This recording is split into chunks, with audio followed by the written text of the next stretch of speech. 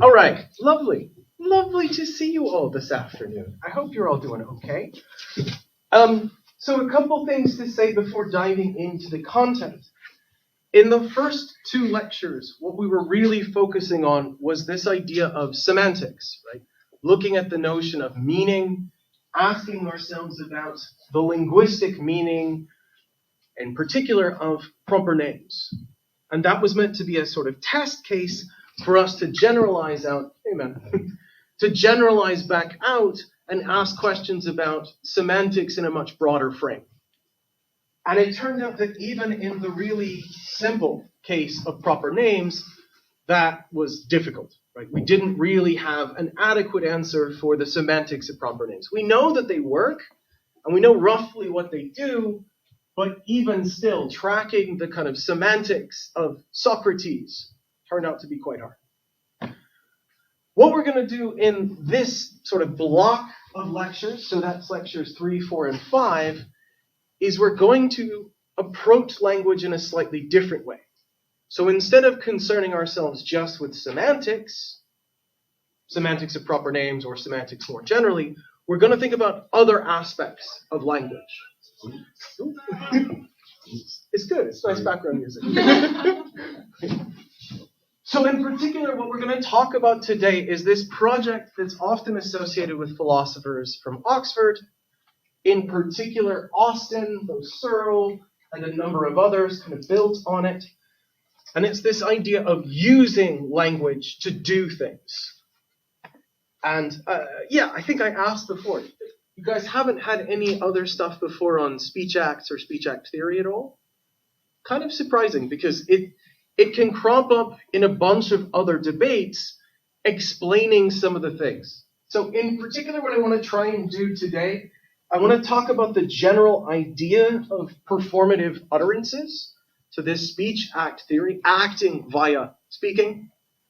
Then I want to talk about what we'll call felicity conditions. So these are basically the things that have to be there in order for the speech act to go through. They can be felicitous, that is, they work. They're sort of okay. And the conditions are when that's set up. If the conditions aren't satisfied, then the utterance becomes infelicitous. It misfires in some way, shape, or form. What does felicity mean? So sort of like goodness or aptness is an easy way to go. Yeah. It literally means happiness, I think. Yeah. If I can add to that in Dutch, think of the word gefeliciteerd. If you congratulate someone. Yes. Okay. Say feliz, which means luck, happiness. Yeah. Okay. Yeah. Basically just like, yay, it works. Yeah. And importantly, the reason why we want to call them felicity conditions is they're going to be different than truth conditions. So it is not going to be when is the utterance true, because frankly, we're not going to care about truth or falsity at all. Does the action go through or not? That's the big thing here. And then once we've kind of got that clear, I want to talk about a particular application of speech act theory, a pretty famous application by Ray Langton, thinking about pornography as a kind of speech act. In particular, it's a silencing speech act, according to Langton. And it's a neat application. We can agree or disagree with Langton's conclusion, but what's useful for us here is, again, to see how speech act theory can be applied. So that's the kind of aim. And then we'll talk about what we're going to do next. And again, it's going to be building on this sort of looking at language in a different way, not worrying so much about semantics, but about another aspect of language. But more on that in the end. First, let's talk about performative utterances. Yes? Just another practicality then. If we finish the fifth lecture, the final on speech act, if I'm not mistaken, we've got one lecture left before midterms. Yes. So there's no midterm. No, don't worry about that. There's I think I said in the lecture 0 video, there's the two little essay things, the two response papers, and then there's a final exam. Oh yeah, you can choose when you do it, but you just have to hand them in before 7 days. That is the thing with the written responses. The final exam will be a timed exam. It'll be just like we did with methodology midterm and things like this, right? It's blocked for 2 hours. I'll give you a selection of questions, and you can pick, I forget exactly how many. I don't remember the format. But it's going to be something like pick 4 out of a set number, answer those. So that'll be the idea. More on that as we get closer. Yeah. Good question.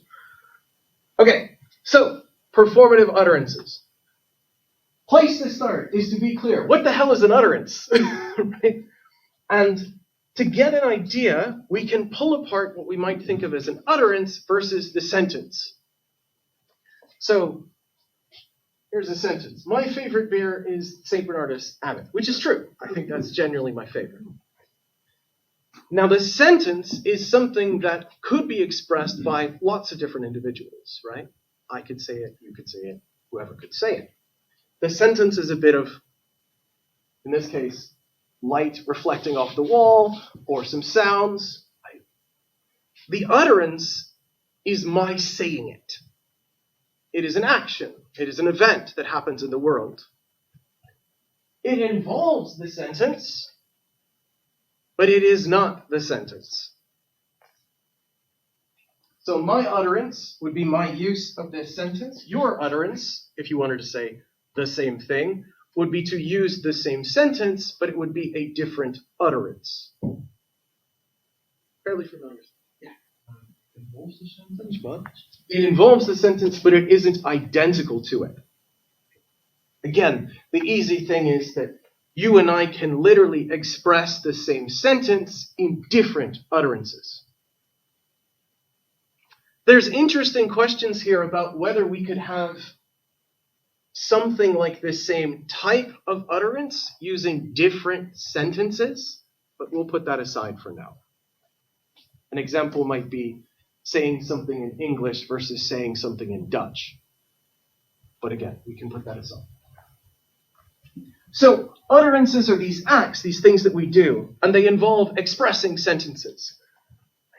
That's a thing to keep in mind. The second thing to keep in mind is a distinction we made all the way back, way in early days, thinking about logic class, but also just generally. Sentences come in different types. There's declarative sentences, where we declare something. We assert something about the world. My favorite beer is St. Bernardus. I am making a claim. And that can be true or false. It might be actually that my favorite is, I don't know, Vey and Stefana, just to pick one, because it's easy and it comes in 0.5 liters. And I'm American, so I prefer more rather than quality. Note here, that's truth act. It's up to be true or false. Contrast that with other types of questions. Interrogative questions, interrogative sentences, which are questions. What's your favorite beer? That's not a sentence that can be true or false. Doesn't make sense to say the question is true or false. Similarly with imperatives, right? Commands. You will drink this and you will enjoy it.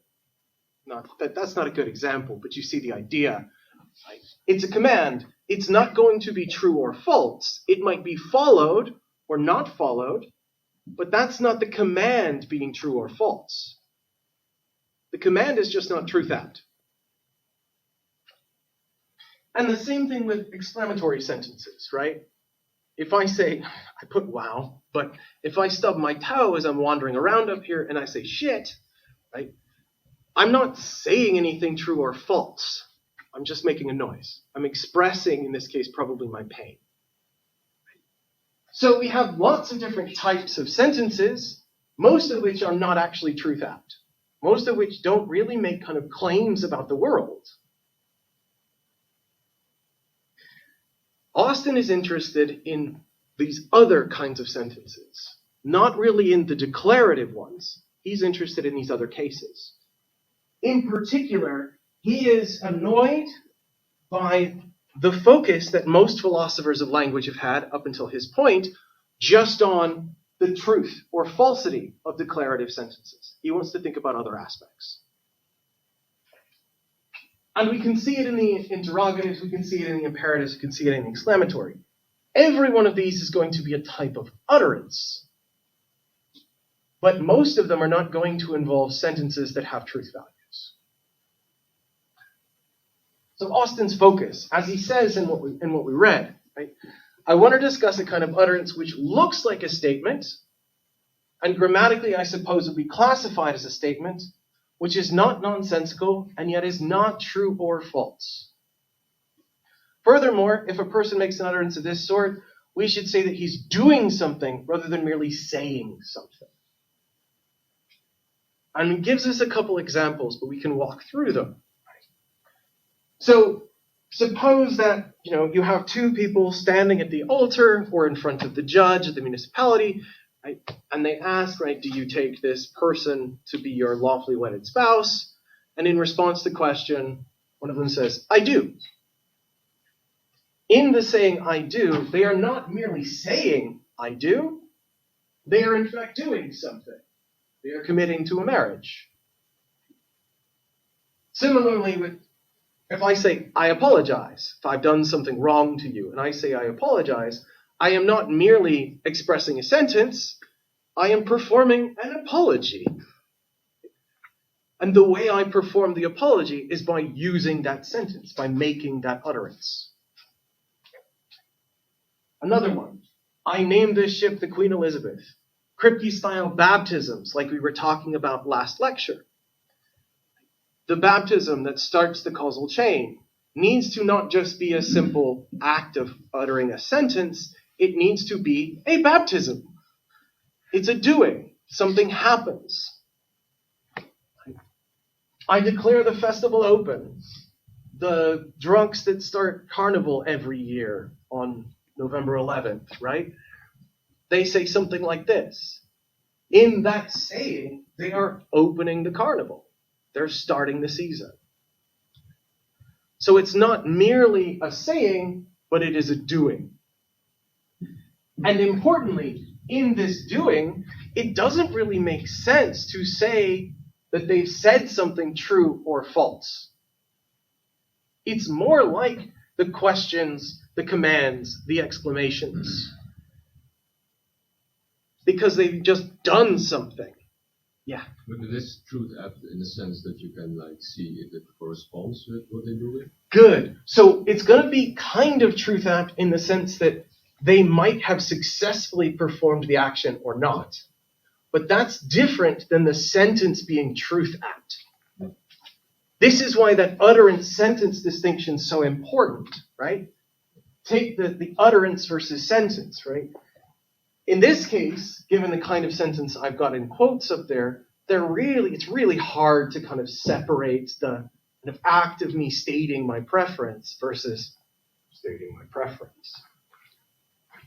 But I could try and do something with my actions, say, I do, getting married, right? But given certain legal statuses, that would be impossible for me. I'm already married. If I try and get married again, that'd be bigamy.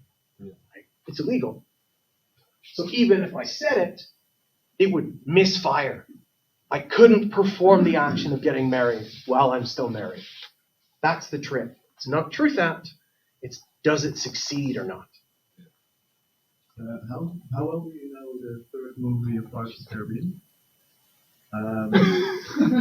Okay, for the ones who know, just maybe they have to release the God of the Sea, and one says it like, I release you from your human bonds. And it fails. Yeah. Yeah. And the second one does it, but more romantically, and it succeeds. Yes. This is exactly the kind of thing that we're after, right? They are both felicitous acts, or? No. So in this case, the first attempt is infelicitous. It fails. Yeah.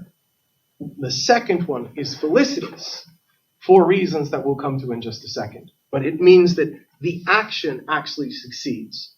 The important thing is, in both cases, it doesn't make sense to say the I release you from your bonds is true or false. We can talk about the second one as being kind of like truth because the action succeeds. But the actual sentence isn't true or false. The action is successful or unsuccessful. That's the real drive. And if you can see that idea, you've basically already got what Austin's interested in. There's going to be some more stuff, some more machinery to pull it apart, but that's the core idea. So Austin says, in all of these cases, it would be absurd to regard the thing that I say as a report of the performance of the action which is undoubtedly done. Rather, you should say, in saying what I do, I actually perform the action. The utterance isn't just expressing the sentence, it is performing that action. It's getting married, it's baptizing, it's releasing from their bonds to the sea. They're not uses of a sentence which is truth apt. Or if they are, it's only in a very, very derivative sense.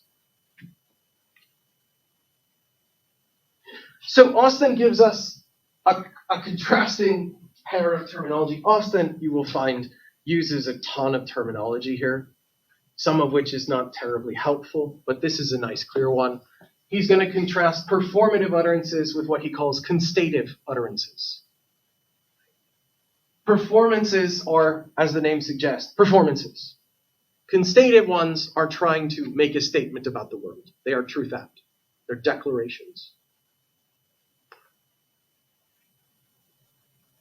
There's an interesting worry about truth apt theory, or speech act theory, as to how to properly draw this distinction, which is something we can come back to.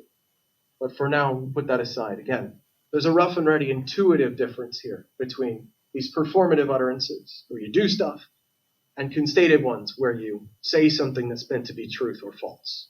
True or false. Good so far? Yeah.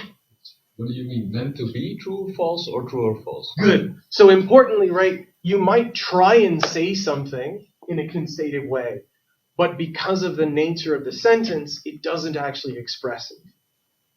Okay. So the example would be something like, colorless green ideas sleep furiously. Grammatically coherent, sounds like a constative statement, probably doesn't say anything, hence not truth apt. Yes. Not truth apt because of the kind of utterance it is, but because the sentence doesn't express any proposition. Okay. Yeah. So in that case, it's not truth apt, not because of what I did, but because of what I was even trying to say. That's the difference. Good. Okay. The important thing is that grammatical form alone isn't going to settle the differences here. Right? It's not going to pull apart performative from constative occurrences. An easy example would just be yes. Right? Yes could be performative. Yes could also be constative.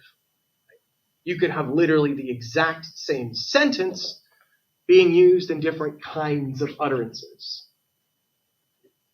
Another one that will come up in a moment is offside. Offside is one that can be used in a constative way. Where was the player positioned? It was offside. Or it can be performative. The referee saying offside is the thing that declares the player to be in an illegal position. So the exact same sentence can be either performative or constative. Grammar doesn't settle the matter. Similarly, performatives can be explicit or implicit in the way that we structure them. Easy example here. You could say something like, I promise that I'll be there. You're making the performative aspect clear. The performance here, the act you're doing is engaging in a promise. Or you could just say, I'll be there. And hence the kind of, I promise that, is packed into the act itself. You can sort of see this in these other ones too. To go back a slide. Go back 2 slides. In these ones, right? I declare the festival open. You could easily see a version of, the festival's open, right? That would be another one. Sorry, I saw the hand. Okay. As I said, there's a particular worry here. How deep a worry it is debatable. But if we want to pull apart the performative and constative cases, you might start to worry that constative ones are all performative. They're all implicit performative ones. So if I say the cat is on the mat, or, the mug is on the desk, That's close to me saying, I state that the mug is on the desk. And this one, of course, the I state that is performative. Because in making that utterance, we are actually performing the action of stating. But if that's performative, then the constative performative difference starts to get pretty blurry. But again, it feels like we can make some kind of difference here, because the constative ones are going to be truth apt. Maybe that's the aspect that matters the most to us, whether the sentence embedded is true or false. If there's some performative aspect, cool, but that's not really the exciting part here. But do we see this sort of why the worry might pop up? Okay, cool. So, to expand this a little bit, Austin talks about utterances having three kind of aspects. Three different acts that can be performed. So we'll use an example from Austin, and then we'll use a slightly different one to get at the same basic idea. So we have a case. In this case, this is Austin's example. You have two men standing near a woman. The first man turns towards the second and says, shoot her. The second looks shocked, then shoots the woman. Yay! For violence and misogyny in one go! Austin says, in the utterance of shoot her, there's three different acts being performed. There's a locutionary, a perlocutionary, and an illocutionary. And bless you if you can remember the difference between them. But I'll try and articulate it. Right? The locutionary act is speaking words with the meaning they usually have. It's saying something. So meaning by shoot, to use the gun, and by her, this person. It's literally just expressing something in a language. So the locutionary act is pretty minimal. The perlocutionary act is what happens. It's the effect. It's the consequences. It's bringing those about. So in this case, are what we mean to achieve. In this case, it's shocking the second person and getting them to shoot the woman. Now, the illocutionary act is the action constituted by the utterance. That is the performative aspect of the utterance itself. Not the consequences, but what the act in the utterance is. And in this case, it's encouraging the second man to shoot the woman. So again, loosely, locutionary is saying something with meaning. Perlocutionary is the consequences. What happens, what you bring about in the world, or what you intend to bring about in the world. And the illocutionary is the act that is the utterance itself, the performance aspect of the utterance itself. Please. You said intention? Yes. So we'll want to be able to talk about the perlocutionary act that might get blocked. I wanted this to come about, but you're made of sterner stuff, so you didn't turn and shoot the person. Something like that. Yeah. So we could still talk about my attempted act, but it failed. And what if you try to deceive someone? Nice. So that would fit in here too, right? But note what you'd have to do is, whether we're trying to make the deception the consequence or in fact the actual performative aspect of the utterance itself. It's much harder to do it that way. Easy to do it that way. I see. Yeah. So the locutionary of saying I do at the wedding is you have the meaning of saying I want to marry you. The perlocutionary is the effect that you are married. going to marry. Yeah. But what was then the illocutionary of that? It is the commitment to marriage. Okay. It is the expressing of, well, it is the act of actually marrying. So what it enlightens, what it shows that it's doing. So it is literally the action being performed, right? That is the thing to remember, right? The illocutionary is the action that is occurring when the utterance goes. It is the action that the utterance is. Let me give you an example. Let's go back a few and it'll be easier. Don't think about the I do one, but take the third one, the I name, right? The illocutionary act here is the baptism. The perlocutionary is that everyone will use Queen Elizabeth to refer to this ship from now on. That's the kind of gap here, right? What comes after is that middle one. What is happening is the illocutionary. Yeah. So you could say that the illocutionary is the antecedent and the decolutionary the consequence, in some sense? Kind of. It's,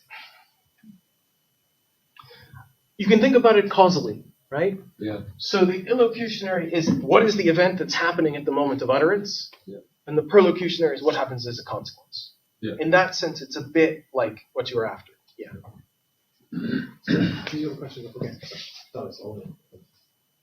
Okay, so I'll give you another example, again, that maybe trying to pulls this apart. Again, talking about locutionary, perlocutionary, illocutionary. Take offsides. So let's say, right, we're watching a football game, as I will be doing this evening, right? And the referee, seeing the player in a certain position on the pitch, says offside. Maybe they put the flag up too. Okay, the locutionary one is literally saying something.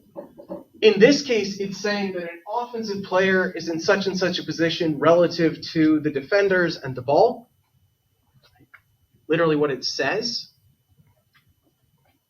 The perlocutionary act is that play needs to stop, the other team gets the ball and they get a free kick. The illocutionary act is a ruling. Right? Because that is what the utterance is. It is a ruling. And it is a ruling, in this case, that an offensive player is in such and such a position and blah, blah, blah, blah, blah, blah, blah. Right? But the ruling is the illocutionary aspect. It is what's happening when the utterance occurs. That is different than the consequences, the perlocutionary stuff, which is the other team gets the ball, gets a free kick, etc. Again, I think this is a nicer example than Austin's one because there's some noise about the other people and multiple effects. This is clear. And before we go anywhere else, do we see the difference between the three kind of acts? The interesting thing is Austin thinks in order for a performative utterance, a speech act to occur, we will have all three aspects. It might be such that you can get away with just 2 out of the 3. An interesting case is if we think about the locutionary aspects, it could be that certain exclamations don't have any locutionary act associated with them. Or at least it's not clear what the locutionary act is, but they still might be perlocutionary and illocutionary. Right? What if they don't have consequences? So that could also happen too. There is no perlocutionary. But even in that case, there might be intended consequences that were thwarted. Yeah. So there would still be a kind of perlocutionary act that was thwarted. Mm-hmm. But in the case that I was thinking of, there's not even a locutionary aspect at all. I just right? Something like that. When the player is rolling around after they've been injured, mm-hmm. There you might think there's no locutionary aspect. Say. Again, we can debate this, but it's useful just to start to see how we can pull these three apart. Importantly, according to Austin, every bit here is going to take place when you make a performative utterance. When a speech act occurs, there's the locutionary, perlocutionary, and illocutionary acts. All right. So Austin wants us to think more about the illocutionary acts, the actions that are done via making certain utterances. He does not care about the semantic meaning or the effects. He's interested in that last kind of aspect, because that's the stuff that's the performative aspect. That's the performative utterance. And he thinks it's important because it will have knock-on consequences for philosophy. And maybe more generally, how we think about various aspects of language. So if we say something like, I'll be there, you can read this as a future prediction, right? Be concerned about its truth or falsity, or you can read it as an act of promising. In which case, you might be concerned with its truth or falsity, but what you're really concerned with is the action, the promise that has been made in the uttering. There will be a sea battle tomorrow. Cool, we can debate whether that's going to be true or false. There will be a sea battle tomorrow when I'm standing at the head of a giant armada. You can take that as a threat. Right? That's the difference. We need to know if a given utterance is going to be one of these various aspects. If it's constative or it's performative, and grammar alone doesn't always settle the matter. We have to look at the actions being performed. Again, take off sides. Or yes.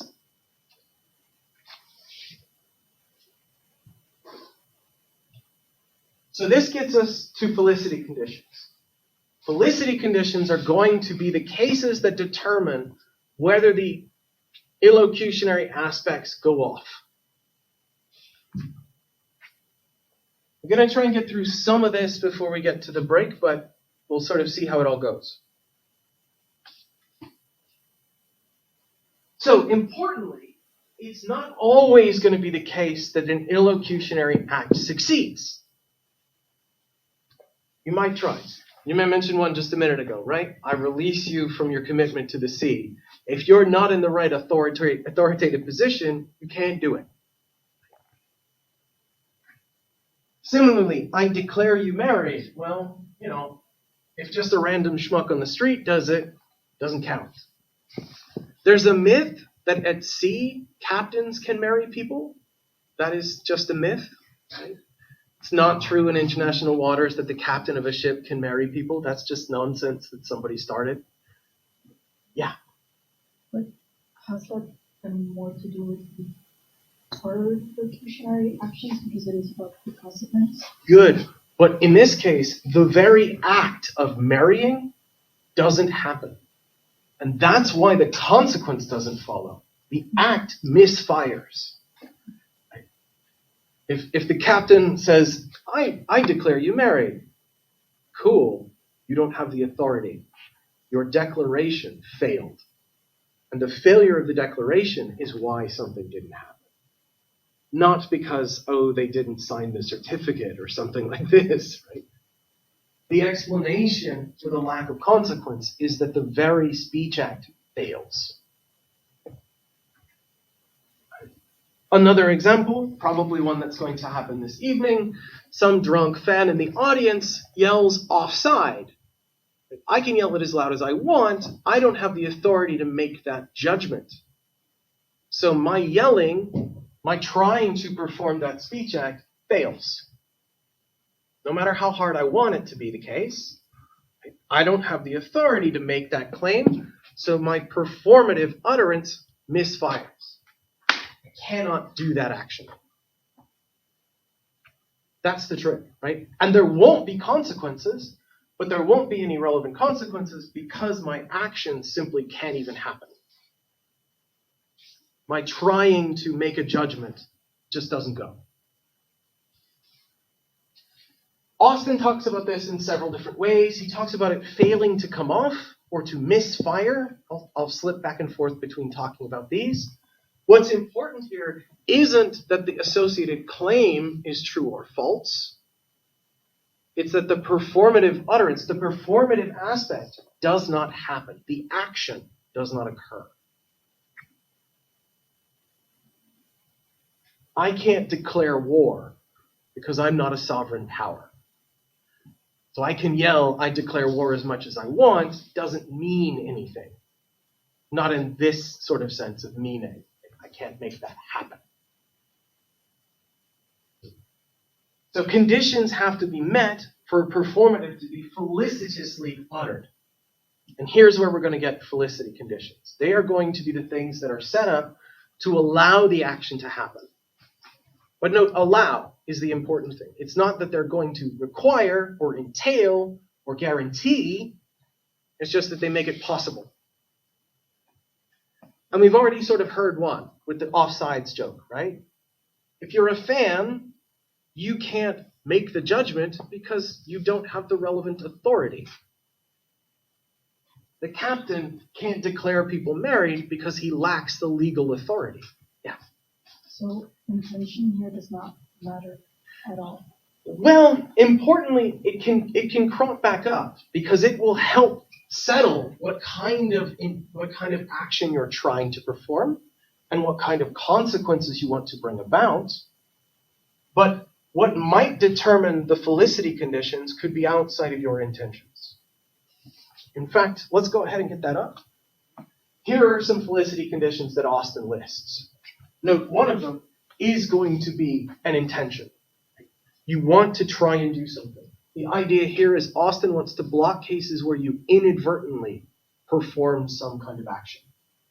Like if I was just wandering along and I picked up the flag at the side of the pitch, God knows how this would happen, and then I did this and inadvertently flagged someone as offsides, Austin says that didn't happen.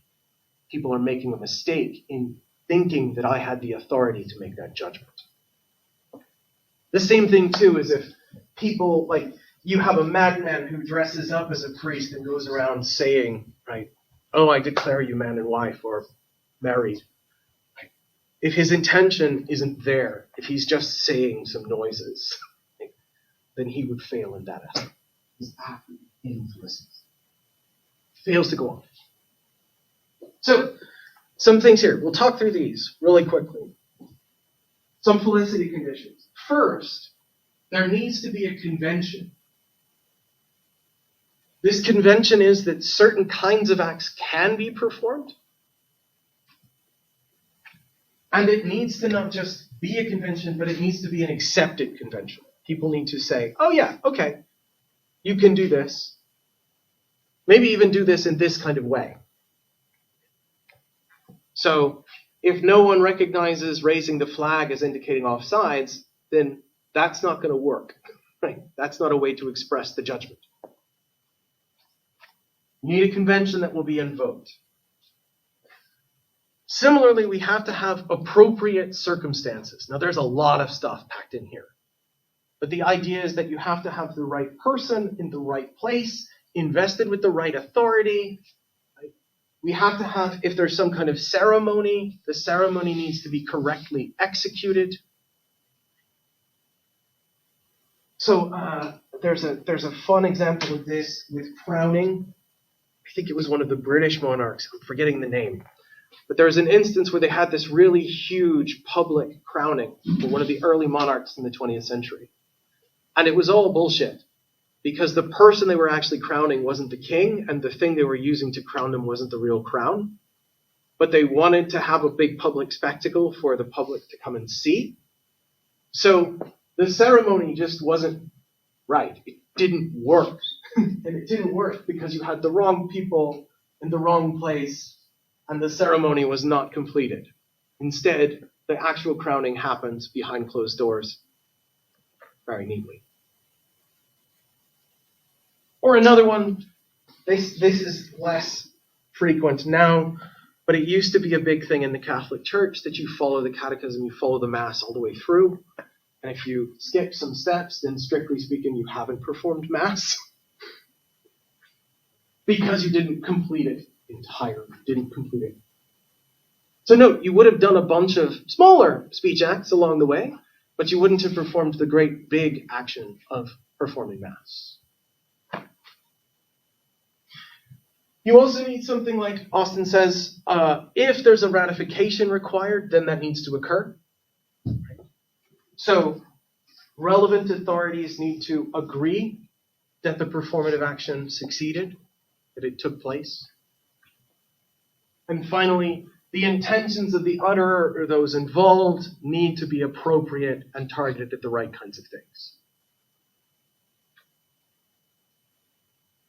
So, exactly how to understand these intentions is a big, we'll call it sub-debate within speech act theory.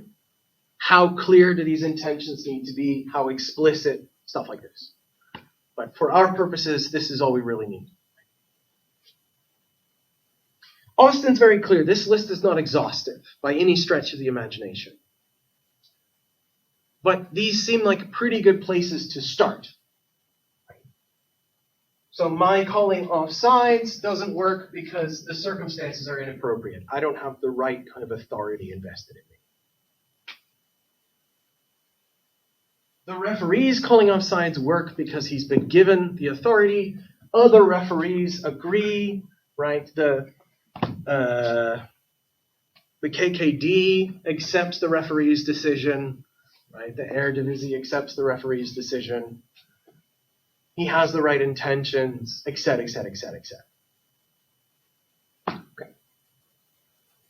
And I want to stress again, what these are clarifying is not whether the associated sentence is true or false.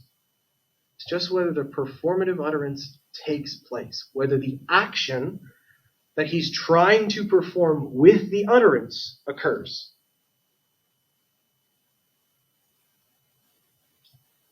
So to go back a couple of slides, just about this illocutionary aspect. The illocutionary aspect is, it occurs when the conditions are felicitous. It fails to occur when they are infelicitous. That's the idea. You might get the same exact consequences because everybody could make a mistake, but maybe eventually further on down the line we realize there was a mistake. It wasn't the referee, it was just some schmuck standing on the sidelines, say. Okay. Questions so far? Everyone okay? Nice. So if these felicity conditions aren't met, then the illocutionary act misfires. It fails to occur. The action isn't performed. All the other stuff might happen, but the action doesn't happen. The performative aspect. The interesting, yeah, please. Yeah. I don't know if I understand it quite well, but what if you try to, if you state some performative action with the intention to mislead me, so then there wouldn't need to be. So it seems that it doesn't. It does meet the conditions of an illusionary act, but it seems that it doesn't meet the felicity conditions. So it wouldn't be the actual. It wouldn't go through, but it would look like one. Yes. That's the kind of case that you have in mind. Yes. Yeah, that's totally fine. Right? And it could well be that my intention is to do exactly that. Yeah. Is not to perform a marriage, but is to perform a sham marriage. Yeah. That's fine. That's a speech act too. But then you still wouldn't have the authority, but the performance does have this kind of. Oh, I'm pretty sure I have the authority to perform a sham marriage. Yeah. That's the important thing here, right? And actually what would explain why it was a sham marriage as a speech act rather than an actual marriage is the fact that I don't have the authority to perform a real marriage. And my intention was to bamboozle you. I just wanted to get your money. Yeah. That's fine. That's totally fine. My action is doing that. My action would then be something like lying to you, suckering you, stealing your money, sham marrying you. That's totally fine. But note there, the act I'm performing is not marrying. And then it's a different act. It's a different act. The different conditions of. Exactly. Okay. Right? Yeah. my intentions would be to deceive. The circumstances are appropriate because I don't need any authority to fake marry you. I see. That's the neat trick here. But of course, if my intention was to marry you and I was trying to do that and I was just simply mistaken about me being an appropriate authority, cool, then it would misfire. I see. Yes. It's good. It's a good question, right? Again, we've got to be kind of careful here about how we want to understand the action being performed. One other thing to note, and this is pedantic, but it's important here, right? I'm not going to necessarily declare I'm performing a certain kind of utterance. I will just do it. Right? So I will just name the ship. I don't declare that I'm naming the ship. That's with the implicit explicit, right? Yeah. If you're implicit, you could say that you declare it. But or I could just do it. So when we say declare, at least for Austin, when he says declare, it's always going to be making a constative utterance. That is, you're always going to follow it up by simply expressing a sentence that you want to be true or false, rather than trying to do a performative speech act. Okay. Cool? Nice. So the other thing I want to mention before we hit the break is this really interesting point. Because of the felicity conditions being needed for speech acts to go through, some speech acts can make other ones infelicitous. That is, by my performing a certain speech act might make it such that you cannot perform a different act, or even the same one. I revoke your refereeship, right? So in doing that, I am taking away from you the authority to be able to make the judgment acts. That's one example. Or I pronounce you divorced. That's not such a good example because you can always get remarried. But to spell this out, right, certain speech acts can subordinate other speech acts. That is, they can render conditions infelicitous. So you might do this by undermining or overthrowing convention. You might do this by changing circumstances. That was the example I just gave, right? Revoking authority. You might do it by preventing uptake. What I mean by that, to go back a slide, is to kind of block this. So we might make it such that the hearers or the other people involved cannot properly grasp the intentions that the act is supposed to convey. Most of the time, though, the subordination is going to take place in those first two. You undermine a convention, or you change circumstances so people aren't going to be able to exercise. Yeah? The undermining convention isn't really clear to me. Is there an example that, or? Yeah. So you might try and change meaning of words over time.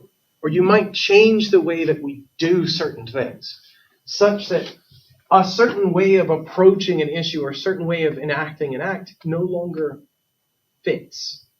To make another silly Catholic joke, right?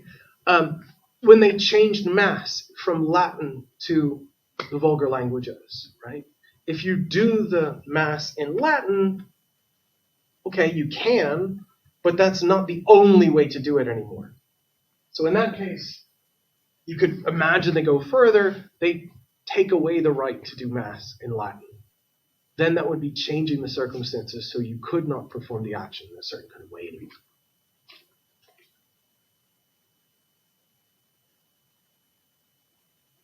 You might think, again, if we're putting it this way, you might also think of cases where we just simply all agree, or everyone except one or two people agree that we're no longer going to perform a certain kind of convention, then anyone who tries would just automatically fail. Be like, oh, we don't do that anymore.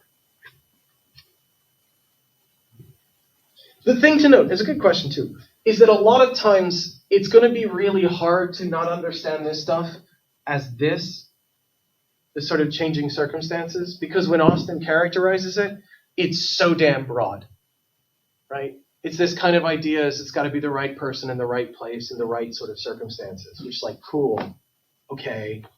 The convention's part of the circumstances, so beautiful. Yeah.